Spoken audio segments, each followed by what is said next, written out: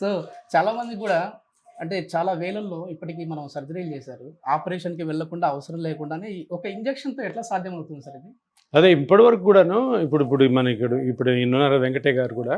ఇప్పుడు ఆయన ప్రాబ్లం ఏంటంటే షోల్డర్‌లో ఒక మజిల్ కట్ అయింది. ఓకే. వయసు రీత్యా చాలా మందికి మోకాలు నొప్పులు గానీ, షోల్డర్ పెయిన్ గానీ, స్పైన్ పెయిన్ గానీ, ఇతర వేరే వేరే జాయింట్స్ నొప్పులు రావడం సహజం.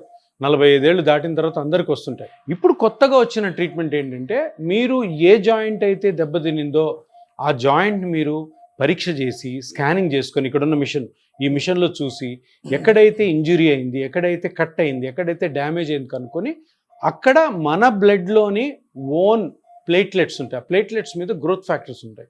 ఆ గ్రోత్ ఫ్యాక్టర్స్ని చిన్న ఇంజెక్షన్ తోటి ఈ స్కానింగ్ పద్ధతిలో కనుక్కొని ఆ మజిల్ అయితే ఏదైతే కట్ అయిందో, లేదంటే మోకాలు అయితే మోకాల్లో గుజ్జు ఎక్కడైతే అరిగిందో అక్కడ ఆ సెల్స్ని వదలడం ద్వారా మళ్ళీ కంప్లీట్గా రికవర్ అవుతుంది.